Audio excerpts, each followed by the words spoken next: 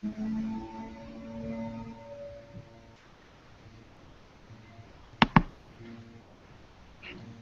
everybody, and welcome to our latest Hubble Hangout. My name is Tony Darnell. I work at the Space Telescope Science Institute, and today we've got a really great hangout planned for you. We're going to be talking about water vapor plumes seen on Europa. But before I get started, I want to make a quick little programming announcement. Tonight, we have a special Hubble Public Lecture Series, which is going to be from a renowned astrophysicist and an award-winning writer, Dr. Ray Jayawardena.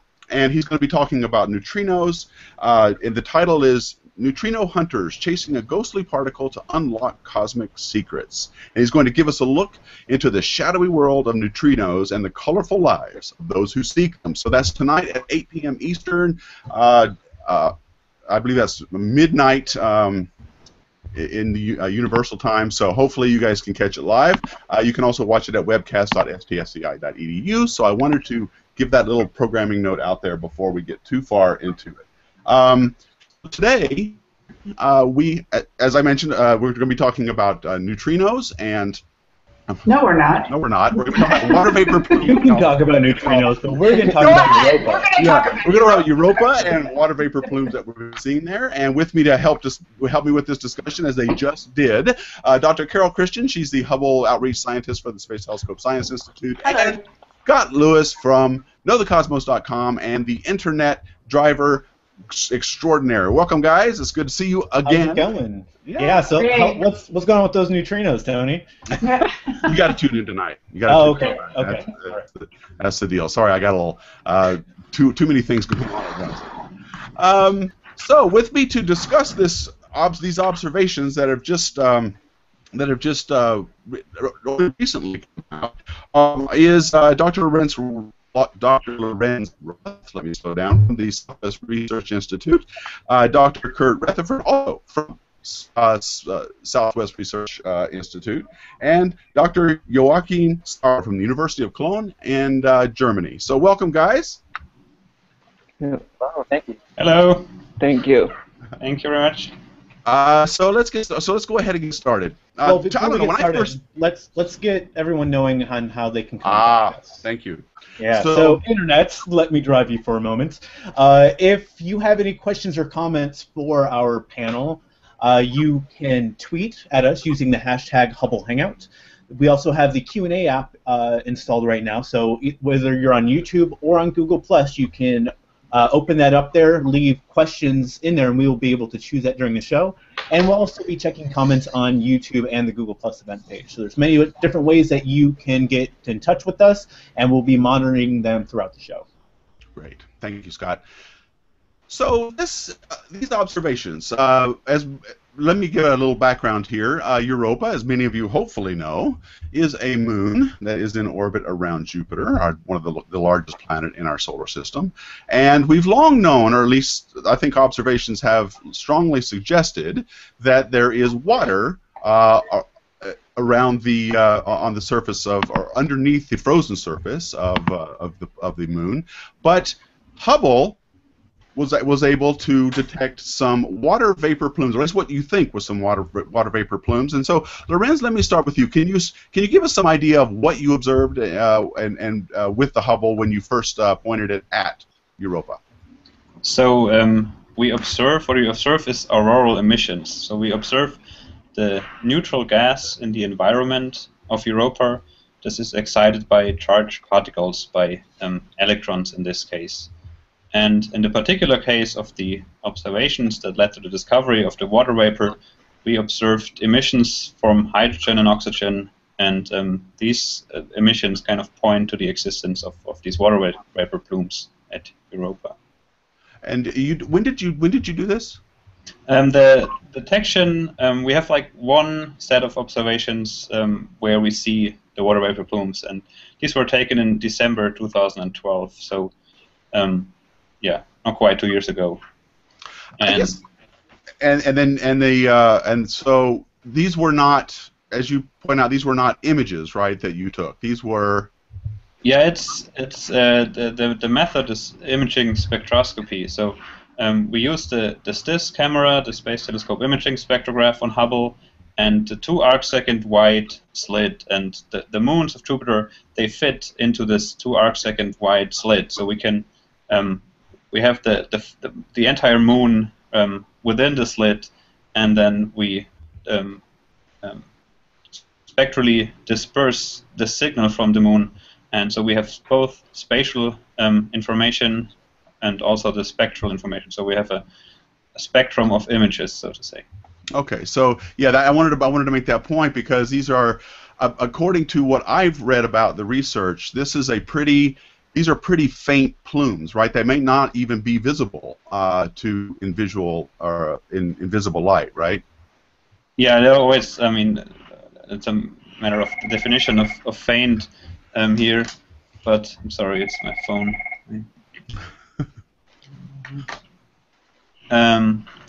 And they can be like invisible light, almost undetectable. But we observe in the ultraviolet and at 2 distinct wavelengths here, and I mean the emissions are relatively faint, so you need more exposure time to really observe them. But absolutely, you can. It's hard to say if they are faint. I mean, it's always a matter of what you compare it to. Yeah, I want to remind people that a lot of people associate Hubble observations with deep space stuff, very distant galaxies and that sort of thing. But Hubble actually does do quite a bit of observing within our own solar system. I mean, just recently we looked at the at Comet Ison last year, and we also, I think, Carol, don't we have plans for a hangout on some more comet observations, maybe a little bit next month? So Hubble's actually quite within the solar system. And what are the advantages when you use Hubble? What does Hubble give you when you look at these, at Europa, for example, or for anything that might be within the solar system that you wouldn't necessarily get from a ground-based telescope? Kurt, is that something you can answer for us? Yeah, sure. Our group ourselves, Lawrence and I, did our theses on similar observations of Io, the volcanic feature, just inside Europa's orbit. And we can see very similar plume-related studies from volcanic plumes that are going off on Io, light up at ultraviolet wavelengths that we can image Hubble emissions, and all sorts of other things on Jupiter's aurora that give spectacular. Okay, we're starting to lose a little bit of your sound, I think. Hubble is just a really powerful tool for doing planetary science as well. Oh, okay. Okay, so yeah, Lorenz was telling us that you looked at the Europa for quite a while. Any sense of how long, what the exposure times are? How many orbits did you use to make these observations? So the visit, or this set of observations with the detection, had 5 Hubble orbits. So it was like 5 times more or less 40 minutes of exposure time that gave us the signal we needed to detect the plumes. Okay, Scott, I don't know if you have it handy, but from the press release that we did on this, which by the way is in the link to that is in the Google Plus event, there's an image that shows Europa with overlaid on top of it. It's an illustration with overlaid on top of it with the locations of where these plumes were. Do you happen to have that image handy? Let me pull it up here.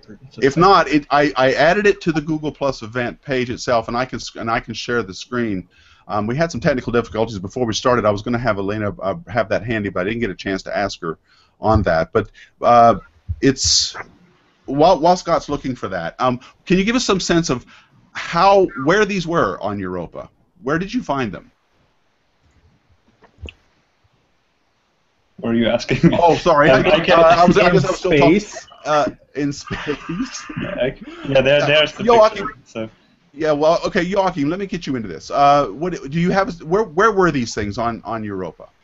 They were located around the south pole of Europa, and sort of that was very similar to plumes recently discovered with the Cassini spacecraft at Enceladus. So originally, I mean, there were always thoughts around that Europa could have plumes, and then after similar plumes had been seen on Enceladus, it really sort of fell into place that we saw something similar on a body like which also has an icy surface, And Scott has it up now. I just wanted to say that real quick so Elena would know. So yeah, so here we see we see the sort of blue areas down at the bottom. So what you can can I say something about it? Yeah, go ahead. I made it. It's just it's like the Hubble data. The blue thing is the Hubble. It's the real Hubble data, so smooth and pixels spin together, and they're just laid on top of an image taken by Galileo of Europa, or a mosaic of images of the surface we actually, or the hemisphere we actually observed. And the structure of the thing is not really, it's not a real structure, or physical structure in the sense. It more shows like the statistic variability, and the signal is rather low, we see. So the kind of structure is created through statistics of the detector count at the telescope. And I only cut out this signal from the South Pole where we see the plumes and put it on top, and all the rest is not in this image here. So have you seen anything anywhere else, or has it all pretty much been, I guess with these observations it's only in the south, but do you think there might be some plumes that might appear elsewhere on Europa, or is there something about Europa that makes them appear mostly here? Do you have any conjecture or thoughts on that, on where they might be? Kurt, maybe I'll ask you that. Yeah, sure. Wherever you see a linea feature, one of these small cracks that you can see running across the surface of Europa. That's those dark lines that you see across the moon? Dark lines, yeah.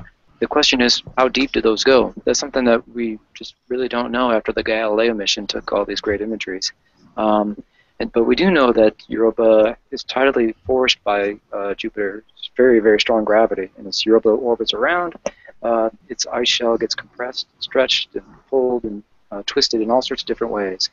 And there are all sorts of geophysical models out there that can try to sort of estimate where along these linear features the tensile stresses would add up to possibly giving enough energy to let some water vapor out into space. And we're probably seeing, just one of the biggest plumes that are on Europa. Whether there are smaller ones that are more like 2 kilometers instead of 200 kilometers in height is really an open question that we can only speculate about right now, but it's possible. I'm glad you brought that up. The tidal forces that are acting on this. So, but as I look at this picture of Europa, what we're looking at here, and correct me if I'm wrong, anybody. This is an ice-covered world, correct? This is all ice we're looking at on the surface, right? And these little cracks and stuff are those dark lines that you were talking about. Give us those are faults or some sort of imperfections in the surface. What is Europa's orbit like in relation to Jupiter? Is it highly elliptical? Is it more or less circular? Joachim, I'll ask you that. Yeah, it's only a little bit non-circular, but that's already sufficient. Does somebody know the eccentricity by heart? Go ahead. Yeah, I don't know. 0.003. Okay, so it's a super tiny deviation from being circular, but that's already sufficient because it's so close to that very massive planet that it still experienced tides on the surface. Okay, that's the point I was trying to get to. So there's got to be there's a point in its orbit around Jupiter where the forces are stronger than at others, correct? Okay, so that's correct. Yes. Okay, so given that, one would expect at certain times of the orbit that these plumes would be present in one spot, and maybe they'd be present in another, depending on the forces acting on there. But is there ever a time when they might be more active than not? Is there any speculation on that? Lorenz, do you have any thoughts on that? Yeah, we had a kind of suggestion after the first 3 set of observations we had. We had this one detection, like I said, from December 2012. Then we had the same kind of observations just from 1 month earlier in November 2012, and we had very similar observations, or also the same, from October 99, so over 13 years ago. And the other 2 sets of observations were taken when Europa was close to Jupiter, whereas in December 2012, where the detection was made, Europa was further away from Jupiter. So we had this idea that the relative distance or the position of Europa in its elliptical orbit is connected to the to the existence or to the activity of the plumes based on these 3 observations. That's not a good statistic with 3 data points, but another clue was that the plumes of this Saturn's moon Enceladus, Joachim mentioned earlier, there we have seen, so Cassini has taken a lot of images, and we know that there is this connection that when Enceladus is further away from Saturn, the plumes are more active, and when it's closer to Saturn, then they're less active. So we had the idea that the same thing is happening at Europa there, but we don't have any proof for that since we only had the 3 data points. Okay, Joachim, how did you know when you took this data that you were looking at water vapor? When we saw oxygen lines and we saw hydrogen lines, or the Lyman alpha of the hydrogen, and the emission was in a ratio such as that electrons break water molecules apart. And because the surface anyway consists out of water, so water is the primary molecule that's around, and because we only saw it as a patch at the South Pole, it needed to be plumes, but the ratio of the hydrogen and the oxygen emission lines, that told us it needs to be water that's been broken up. Can you tell us how, in particular observations, and you can pick whether it was December or the other time, how high are these things? How big were they? It's based on our calculation, they are roughly 200. They rise up 200 kilometers above the surface. Oh wow! Ah, nice. But that's not so surprising at Europa because gravity is much smaller than a geyser on the Earth doesn't make it 200 kilometers because gravity on the Earth is much stronger than gravity on Europa. And I'm sure the tidal forces with Jupiter there are much stronger on that less massive planetary body too, so that would have a larger effect on it, right? Yes, that's true. And anyway, the moon is so much closer to Jupiter than, like, for example, like the Earth moon that creates the tidal forces on the Earth is even like the distance and the masses are so much more in favor of being strong at Europa. And I was reading the press release earlier, and it was being compared to the plumes around Saturn's moon, Enceladus. Are they roughly the same size and characteristics as what was seen on Enceladus? Yeah, to some extent, yeah, they are roughly the same size. That's correct, but there's a key difference. Enceladus is even less massive than Europa, so the plumes are actually at Enceladus are not really stopped by the gravity. So they just keep going, and they leave a lot of the mass of Enceladus just leaves Enceladus because gravity cannot hold it. Well, in Europa, that's more massive body, so the water plumes, the stuff falls back on Europa. Okay. Kurt, when you first saw this, come on now, this had to have been a big deal. I mean, when I first read about the press release earlier, or I guess it was late last year, I thought this was huge news. What did you think when you saw these plumes coming up? Well, we had hints of something interesting going on and some data that Joachim had published using a different instrument on Hubble called the ACS. And so we Advanced Camera for Surveys. Advanced Camera for Surveys, yes, and we used other ultraviolet wavelengths again to look for oxygen emissions, and we thought we saw a little bump, a hint of something that wasn't really well explained by things. But so we really did dedicate an observing proposal to Hubble to look for plumes specifically. But we thought we'd see the plume maybe on the disk of Europa. But when Lawrence showed me the data that he had published, and there was this offline emission of this hydrogen atom brightness, it was just very bright compared to things that we've seen at Io and Ganymede before, 600 Rayleigh versus 200 Rayleigh or 100 Rayleigh of the oxygen emission. That's just a science unit for brightness. The higher the number, the brighter.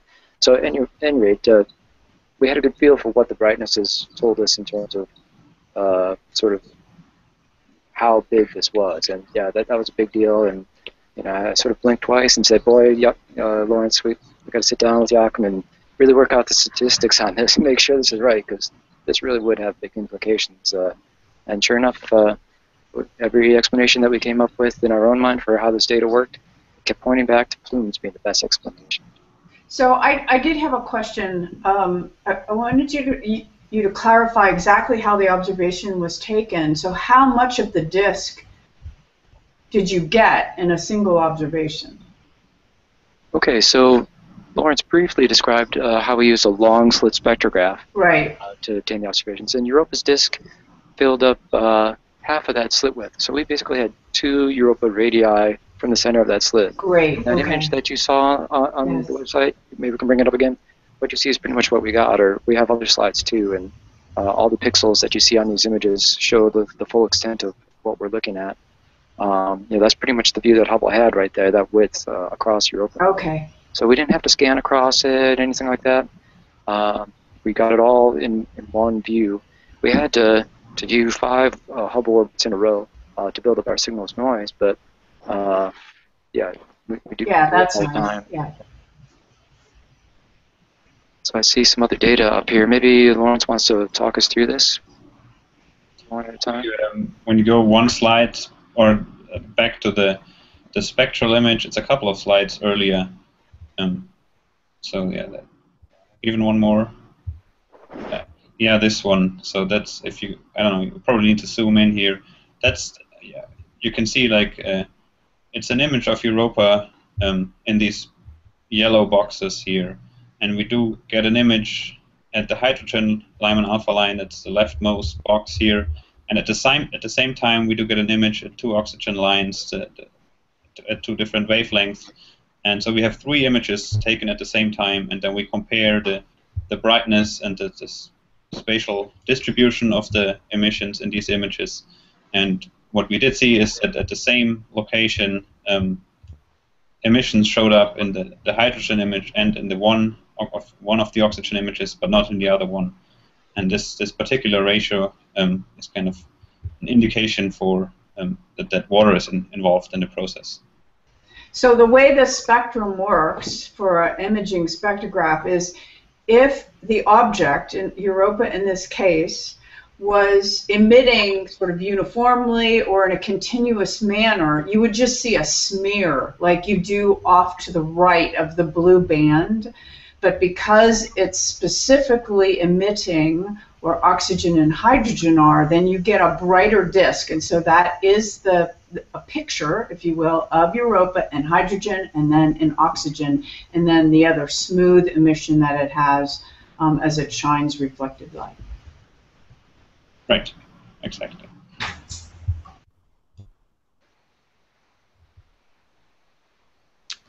Am I back? Can you hear me? Yes. Yes. I'm terribly sorry, folks. I'm having ISP problems. I can't apologize enough. I really, I may drop out. I can't understand what the stability issues are here, but they're not great. So my apologies. So I'm not quite sure. I saw the spectra there, and I guess that was explaining a little bit about how you knew what you were looking at was water vapor, and it was the water. Are we sure that there is water underneath the crust? Anybody have any? I mean, how sure are we that there's water vapor or liquid water underneath the crust there? Kurt? Well, I'm no expert on the internal geophysics of things, but the Galileo mission really did give us a lot of insights into both the inner workings of the satellite and also surface features that hinted to at least previous activity, whether it was current activity or not. Just the way the terrain looks like, it just, one feature stood out from other features, and having sort of a liquid sort of process underneath the ice shelf provided good explanations for that. And so I think everyone had really good circumstantial evidence for a subsurface ocean. There was also a magnetometer experiment that saw the induced field change around Europa based on internal currents of salty water as the magnetic field around Jupiter moves around. So lots of things that were indirect to get into the subsurface, but these plumes, I think, really excite everybody and maybe crystallize this idea of subsurface liquid regions on Europa in people's minds. And, you know, if and when these plumes are confirmed by subsequent observations, I think that'll be a real confirming aspect of global ocean ideas. Now, whether the water we're seeing is actually connected all the way down to some subsurface ocean kilometers down, or maybe just in a little subsurface lake trapped within an ice layer, a little lens within the ice shell or not, something that we'll really only get to know with future missions, I think.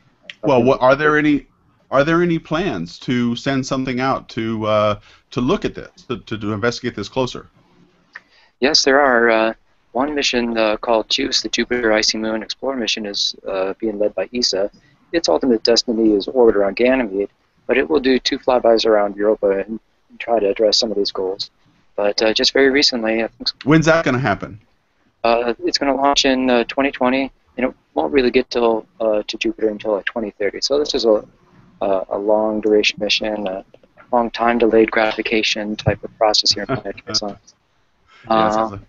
But also, some of this excitement about the plume discovery we have has helped take an idea to put a Europa mission from NASA back onto the budget books.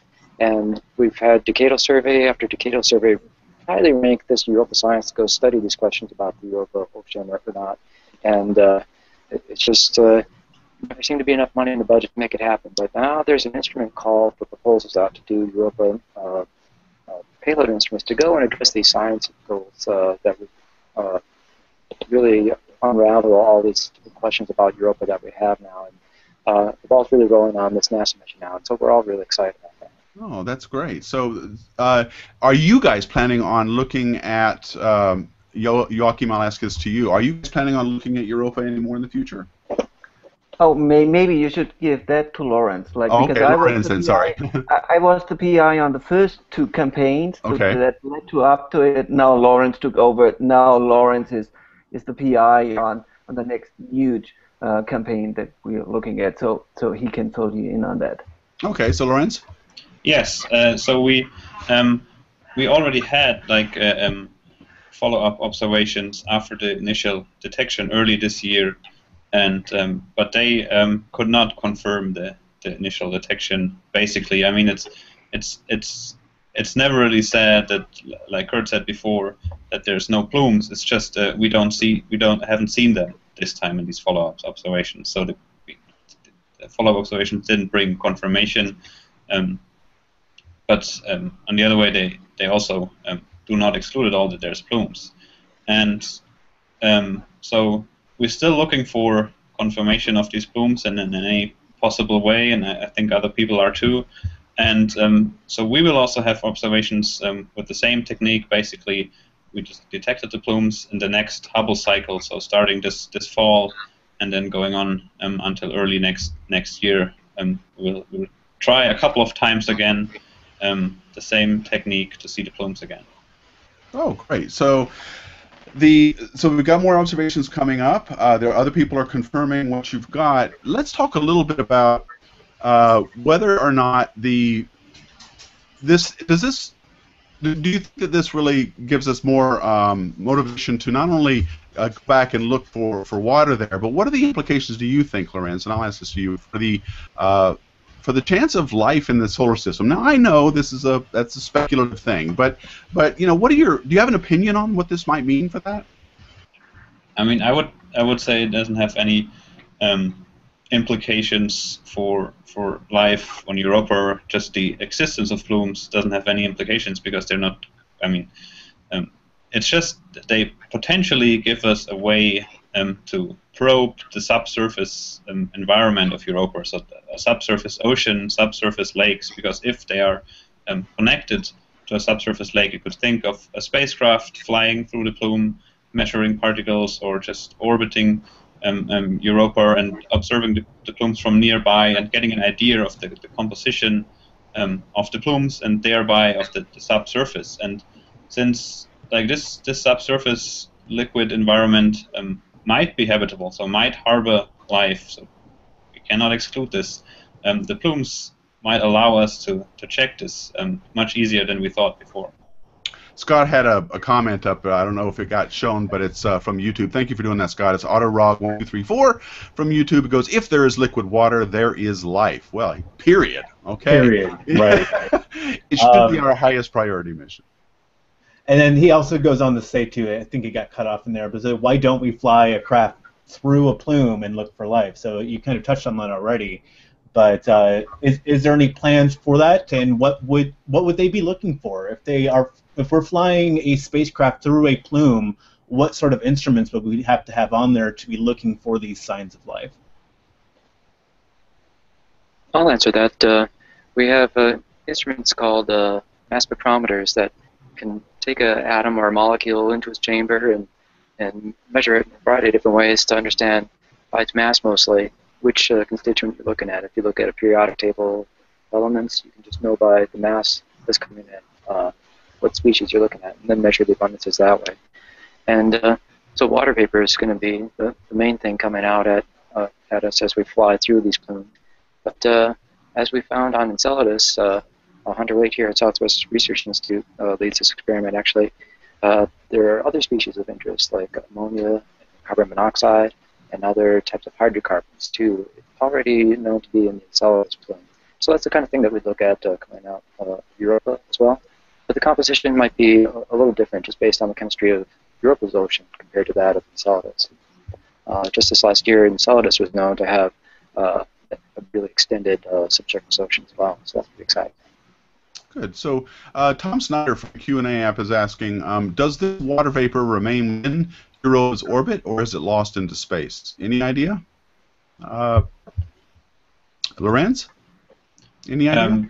Yeah, so that's to do with the gravitation at Europa, and also like the altitude we kind of estimated for the plumes. And particles need a speed of about 2 kilometers per second to leave the gravity field of Europa. And from what we see, we think that the particles have a lower speed, so they cannot leave the gravity field of Europa, or most of them, like probably more than 90%, will fall back to the surface. And as the surface temperatures are about like 130 Kelvin, so clearly below freezing, these water molecules will freeze immediately and stick to the surface. So yeah. Okay. All right. So I can imagine, depending on the tidal forces that Europa is under, one could imagine that, I don't know, I imagine that the source of energy for that keeps this, keeps the water liquid, would be from this tidal heat, correct? Or am I completely not understanding the characteristics of Europa? Wouldn't it need this sort of this tidal friction to keep the water liquid? Yes, that's correct. Okay, so if that's true, then it's possible that it could be pockets of water here and there and not necessarily uniform all the way around the planet or around the moon. So we might have just small areas where water might be, but other areas where it's still ice all the way down, correct? Only for the part that connects to space. I think the consensus is that the global, the subsurface ocean would be a global one, just based on the dynamics of the data that was sent back from Galileo. Okay. Joachim, would you agree to that? Yeah, exactly. I think that needs to be separated. There is very strong evidence that there is this global subsurface ocean. Oh, okay. All right. And that comes from the geology of the surface that can only be reasonably explained. Like if there's an ocean, because if there's an ocean, the tides are much stronger, and so that allows to make the cracks on the surface. And at the same time, the magnetometer has measured magnetic field anomalies, which only really can be explained with the global ocean. I see. Okay. So the I want to point out real quick that Judy Schmidt is commenting on the Q&A app. Enceladus is much smaller than Europa, and there is a great APOD, Astronomy Picture of the Day, coming up to show this tomorrow. So thank you, Judy. So keep on the lookout. That's the Astronomy Picture of the Day. It's a great thing. If you haven't subscribed to it and checked it out every day, it's a wonderful thing to do, to look at. I have a question. Go ahead. So my question is, when you look at the images that we have from Galileo of Enceladus, and you see some of these very dark, deep, what appear to be, might interpret as deep or very long cracks, do we actually have imagery of the place where you saw the plume? Do you know if that's a big crack or what is actually there since it was so far south? We do have, like, to a certain extent, image material of Europa's surface, and it's covering pretty like the majority of the surface, but at different resolutions. And so far, in these images from Galileo, we could not like correlate a certain surface fracture to the plume area, because one reason is that the limited resolution of the Hubble images do not allow to exactly locate the plumes. So we cannot say that they're exactly here at this longitude and latitude of Europa's surface. And the other thing is that the resolution of the Galileo images gets worse towards the poles. Towards the pole, yeah. So we don't have good resolution in some areas at the South Pole, and that makes it even more difficult to do this. Yeah, okay. I suspected that was the case, but... And I'll add that this is in contrast to our knowledge of Enceladus, where with the Cassini mission at the Saturn system, they have flown by the South Pole of Enceladus and taken really spectacular images of these tiger stripes, somewhat analogous features to what we see on Europa, perhaps. And there you can really pinpoint where these jets and vapor plumes are coming out. So that's interesting. Okay, so I have a comment here from Joe Benecke from YouTube, who's asking, why is there so much more talk surrounding Europa than Enceladus? Well, the answer to that is that this particular hangout is on some findings of water vapor plumes found over Europa, and that's why we're talking about it here in this particular one. Although we have compared Europa with the plumes on Enceladus as well, so that's why we're talking about it. I can add something there. Oh, okay. If you think of Enceladus, its radius is about 250 kilometers. And the plumes we're seeing are about 200 kilometers in scale. Europa is just a much bigger world and has probably as much water under its subsurface ice shell as we have here on Earth. And so a lot of scientists, a lot of astrobiologists speculate that Europa is just a more likely place for life to evolve and has more energy resources for it to sort of feed a habitable environment. And that's not to say that Enceladus isn't amazing itself. I mean, its geysers are shooting out several satellite radii away. I think they're both really interesting worlds, but I think Europa's closer to Earth, easier to explore, future missions to some extent, and I think that's why we focus on it. Right. So thank you. That was good. That was great. So I would try and pronounce this name, but I would mess it up, so I won't do that. But this is from YouTube. He goes, "Hi all, I'm 25, and I wonder if there's a chance for me to witness landing probe on Europa." I don't think you didn't mention anything about landing on Europa, did you? As far as the future missions? There was a study recently where both a lander, an orbiter, and a flyby mission, more like Galileo or Cassini, where they orbit around Jupiter or Saturn, but just fly by the satellites. And these were all studied, and the lander was determined to be the hardest one amongst the three to achieve in the next decade or so. And so a lot of what we want to do with our next mission to Europa is to scout out landing sites for that lander that would do great science and be safe to find out a safe landing spot. Right. Anybody who ever saw the movie 2010 knows that we were warned to stay away from there. So, just so you know. Okay. All right. Talking about a robotic lander here. Maybe that's also that's maybe also one of the reasons why there is more talk about Europa, because there's a science fiction literature on the issue. Right, yeah. And then there's Europa Report, I think, or something like that. Yeah, so. And when you get people's imaginations going, you tend to be able to get more, at least public sway, and people will talk about it. That's right. Yes. So thank you, Arthur C. Clarke. Adam Synergy from the Q&A app is asking, am I right to think that the amount of water in these plumes will change over time according to the varying strength of tidal interactions with Jupiter? We touched on that a little bit, but do you guys want to comment on that one more time? let's go with Lorenz. Okay. Yes, that is likely. I mean, that's what we think, because we have not seen the plumes in all observations. But we do not know exactly. I mean, we've seen them once. We have not seen them 4 times now, and we see a similar phenomenon at Enceladus, and that is variable. So it is very likely that these plumes are vary over time. And another reason is that they are. I mean, a lot of mass is ejected here, and if they were going on for like decades and hundreds of years, you would probably see something on the surface. You would see a bright feature on the surface, and we don't see that. So it's very likely that they are time variable and maybe even going on and off. Okay. But Lawrence, let's also talk about some things we have planned for the next set of puzzle observations. And we thought, well, what if the plumes on Europa are more like the plumes on Io, or plumes on Earth, the volcanoes on Earth, where they turn on and then they're dormant for a couple of years or more. Maybe they just come and go more sporadically than we saw it in Enceladus and got excited about originally. So the next set of observations, we had 5 before, one of which showed something. We have about 23 different visits with 58 different Hubble orbits spread across the next 8 months or so. And we're really going to try to more robustly search for this type of variability and get to the bottom of whether it's repeatable or whether it's more sporadic. That'll be great. That'll be great information to have.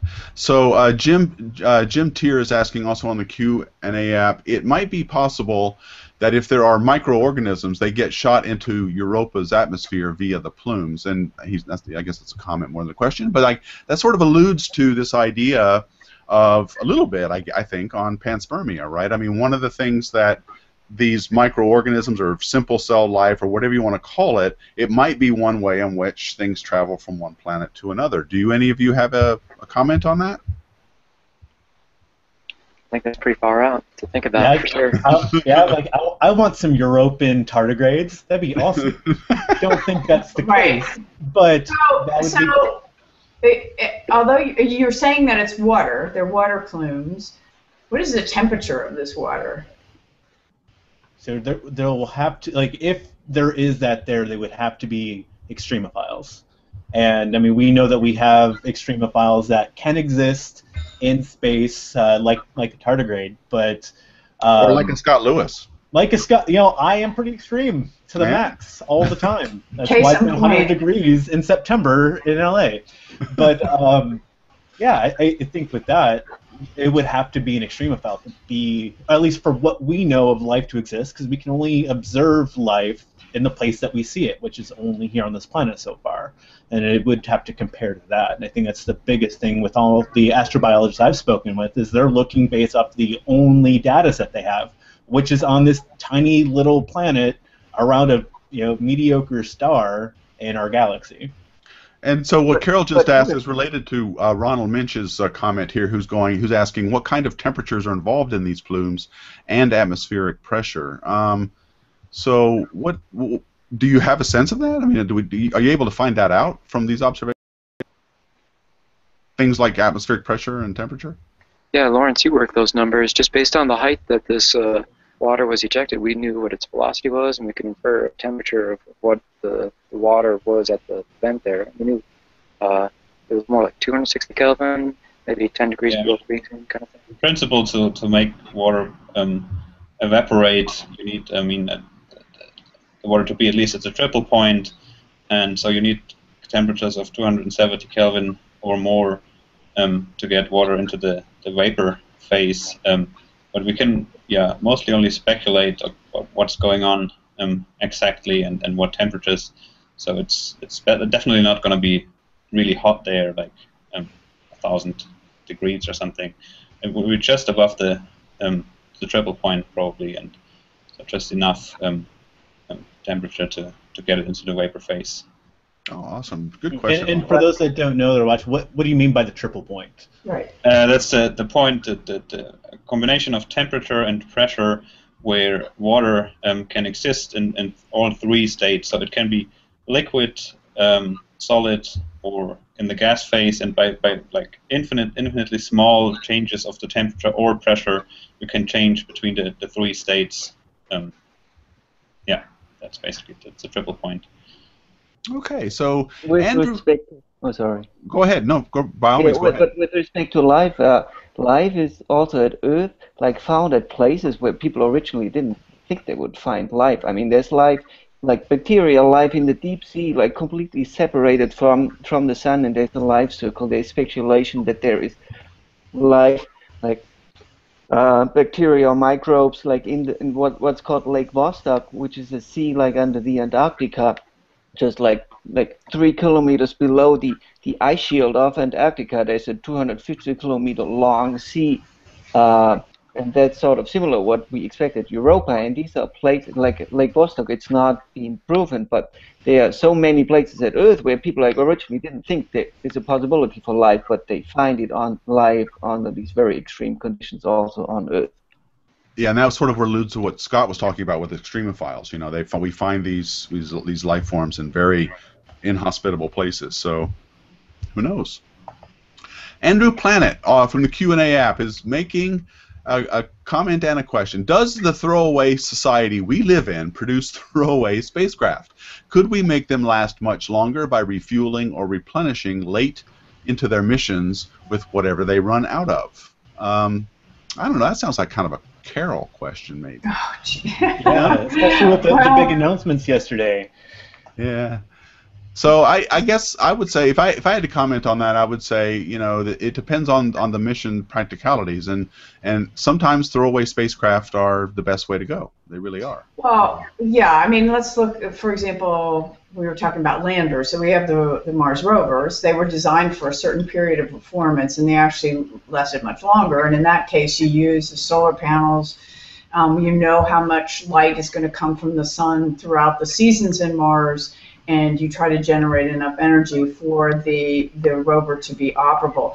Orbiting satellites tend to last longer, and you know, as we know, Voyager, it's like way out there, and it's still feebly sending us little signals. So sometimes a small probe can be very effective. Another strategy is to do multiple targets, so go from one place to another. So there have been satellites that have done that have gone from here to here to here, and then sometimes there's an extended mission that if you accomplish these two goals, then you can do the next one. Right, like Dawn had two places to go to. It had Vesta and Ceres, so they were able to use their ion propulsion to go to two different objects. And I think with that, what you're talking is completely on point. Landers, if you're trying to get your lander to another surface, that means you're going to have to send all the fuel to achieve escape velocity somehow to be able to do that, to get to another place, and that's just not practical. Right. I think with things like SpaceX, which I think is at least going in some direction where they're trying to find reusable rockets that, you know, the primary and secondary stages can be reused, but what we're sending out there, I don't think it's really practical economics as far as just thinking about the resources to do that would be far more than... The cost of the rocket is not to be underestimated, but hey folks, this is a Hubble hangout. Hubble is the best example of let's go up, replenish it, fix it better, right. But it's also just above our heads. If we had something out on Europa, for example, sending something out to refuel it, like Scott said, you know, it'd take all the fuel that we would... I would send a new one. If we're going to send something out there... That's the thing, is you send a new one. Yeah, and it would cost the same. Probes tend to be much smaller than the Hubble mirror, so... so there is cost benefit in that, how far out you have to go, and if you just service it, you might in a couple of years say, oh, forget that, you know, I need new technology, because there are going to be new technologies. We are not using, you know, old technologies for these satellites, and so you want to investigate in the best possible way, and that's cost effective. Now, what would be nice is if we could figure out how we could fuel in situ, so somehow harvest materials out there that would provide whatever energy or something, but we're not there yet. Yeah, or I don't know utilize the Stargate, and we'll get there. No, you're not supposed to be throwing that out there yet. Wait, no, there's no Stargate. Never mind. Anyway, it was a good comment. I don't know, Andrew, if you should think about it though as a throwaway spacecraft. That it's just a single use. it's not like, you know, that we're trying to conserve plastic bottles or something. These really do need to. It would take a lot more resources to make it refuelable and reusable, probably, I would think, anyway. So that's my thought on that. Carol, I have one thing I'd like to. I think this one's a good one for you too. But Michael Jobin is asking: does the Hubble Space Telescope wobble from Earth's varying gravity as it orbits, or say the Moon tugging on it, and is that why the Pluto pics are not so good? I'm not so sure. No. I don't like that last The part. What do you mean they're not so Pluto good? pics are fantastic. I know. Being able to Considering use what the telescope around from the position of the Earth, the Hubble Space Telescope has taken exquisite pictures of Pluto. It's just the size of the mirror. It has nothing to do with wobbling it around.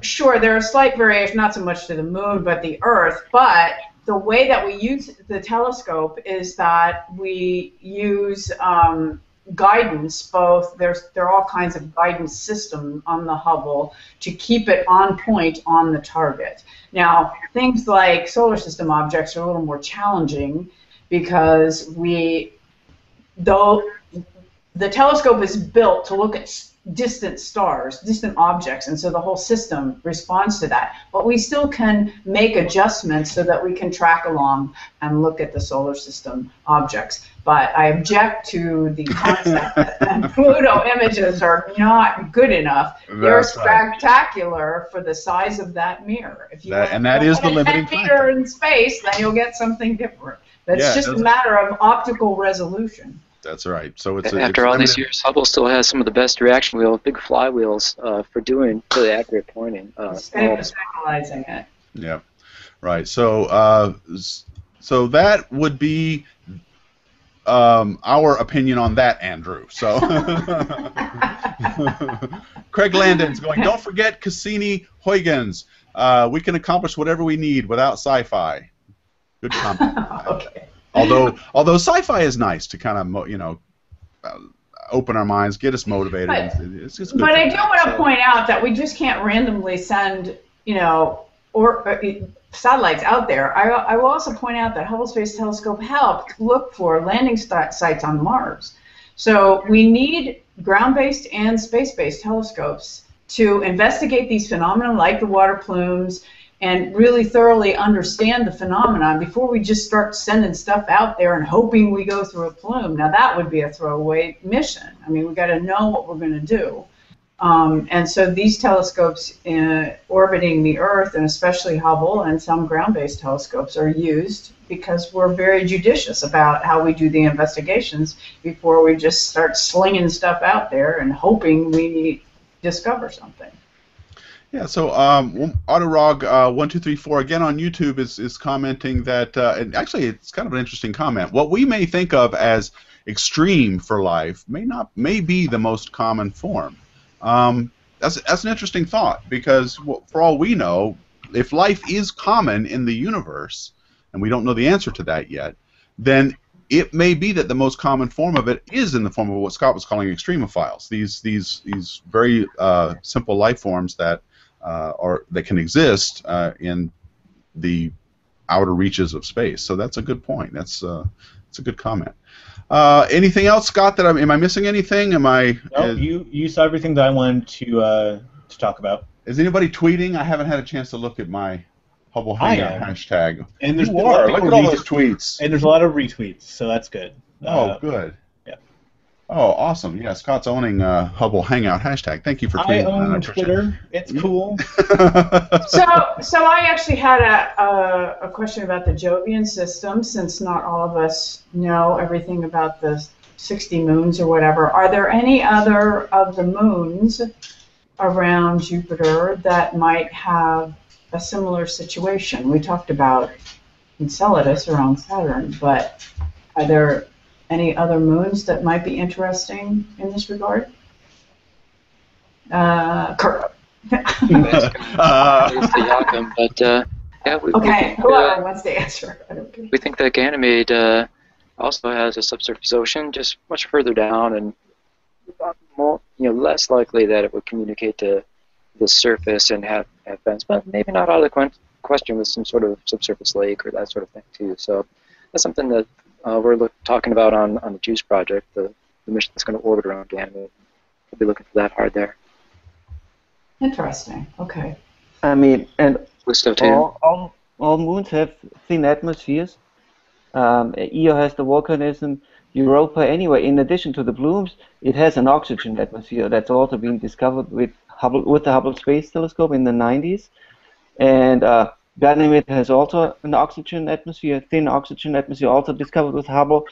And their Callisto, the next one, has a CO2 atmosphere and likely also an oxygen atmosphere. And there are also speculation that all the other two, like Ganymede and Callisto, but that's also only speculation that they maybe also have plumes, because maybe they're also subject to these tidal forces. But it's only speculation. That theory in the papers, there is no observational evidence for plumes on Ganymede. But because the tides are so strong, so it's an idea that they could be there. Wow, interesting. Yeah, thank you. very, very much. So I know folks on the Pluto mission, New Horizons, are excited by the potential for seeing not water vapor plumes, but other types of plumes, like we saw with Voyager on Triton, Neptune's moon Triton. Different gases coming out of the surface there from other processes, but so big solar So system. just because the inner solar system moons aren't so interesting, all the moons from Jupiter outwards are pretty interesting, it turns out. the solar system's pretty gassy. A lot of outgassing going on here. Anyway, all right. Okay, folks. Well, I guess that's it for this week. Thank you guys for watching. I want to thank you, Dr. I want to thank Dr. Joachim Sohr from the University of Cologne, Dr. Kurt Rutherford, Dr. Lorenz Roth for telling us about these great observations, and we look forward to hearing more from you in the future. Thank you guys very much for hanging out with us and telling us about all of this. Yeah, really appreciate it. Yeah, it was very awesome. interesting. Thanks so much. Yeah. And Carol and Scott, thank you. This has been awesome. Thank you very much for your help for when I was temporarily engaged otherwise. And and don't forget tonight, folks. We've got a special Hubble public lecture on neutrinos, and also next week, Carol, Scott, and I will be talking about 3D printing in outer space. Yes. And in all other areas too, but that'll be next week, and we look forward to seeing you then. Thank you all for watching, and as always, keep looking up. Bye, everyone. Thank you. Everyone knowing on how they can contact us. Thank you. Yeah, So- so Internet, let me drive you for a moment. If you have any questions or comments for our panel, you can tweet at us using the hashtag Hubble Hangout. We also have the Q&A app installed right now, so whether you're on YouTube or on Google+, you can open that up there, leave questions in there, and we will be able to choose that during the show. And we'll also be checking comments on YouTube and the Google+ event page. So there's many different ways that you can get in touch with us, and we'll be monitoring them throughout the show. Great. Thank you, Scott. So these observations, let me give a little background here. Europa, as many of you hopefully know, is a moon that is in orbit around Jupiter, one of the largest planet in our solar system. And we've long known, or at least I think observations have strongly suggested, that there is water around on the surface or underneath the frozen surface of the moon. But Hubble was able to detect some water vapor plumes, or at least what you think was some water vapor plumes. And so, Lorenz, let me start with you. Can you give us some idea of what you observed with the Hubble when you first pointed it at Europa? So what you observe is auroral emissions. So we observe the neutral gas in the environment of Europa.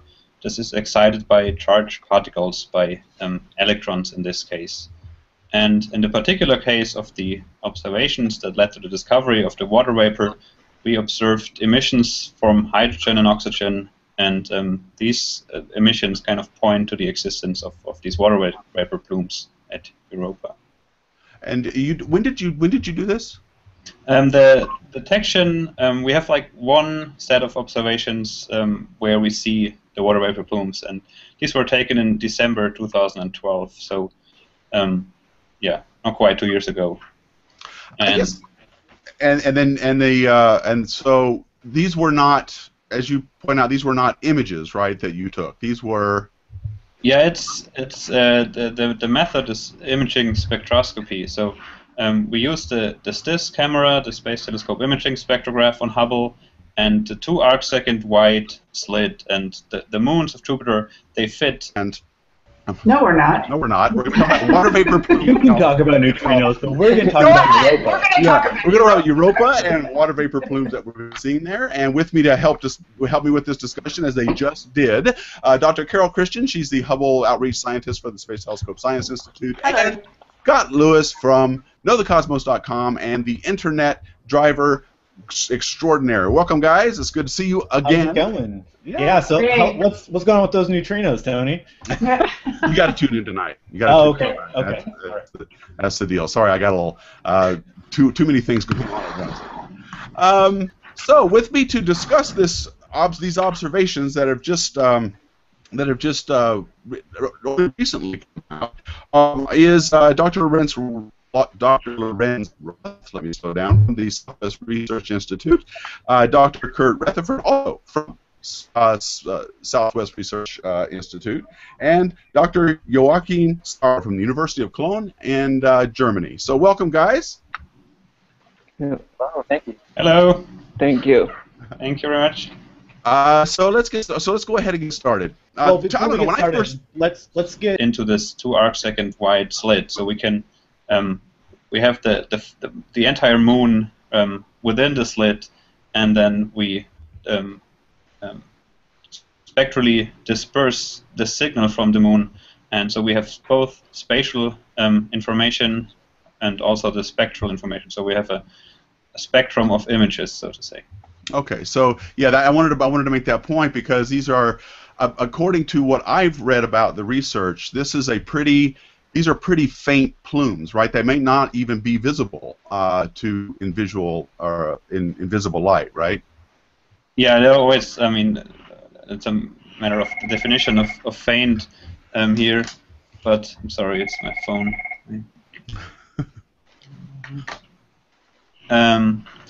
And they can be like invisible light, almost undetectable.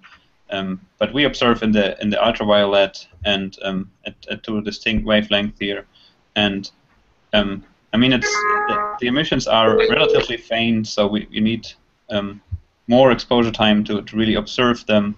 But okay. Absolutely.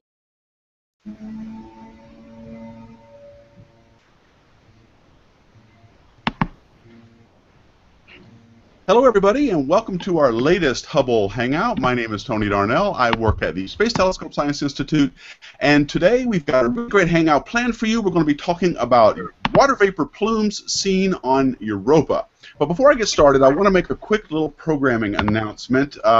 Tonight, we have a special Hubble Public Lecture Series, which is going to be from a renowned astrophysicist and an award-winning writer, Dr. Ray Jayawardena. And he's going to be talking about neutrinos, and the title is Neutrino Hunters, Chasing a Ghostly Particle to Unlock Cosmic Secrets. And he's going to give us a look into the shadowy world of neutrinos and the colorful lives of those who seek them. So that's tonight at 8 p.m. Eastern. I believe that's midnight in the Universal Time, so hopefully you guys can catch it live. You can also watch it at webcast.stsci.edu, so I wanted to give that little programming note out there before we get too far into it. Today, as I mentioned, we're going to be talking about neutrinos and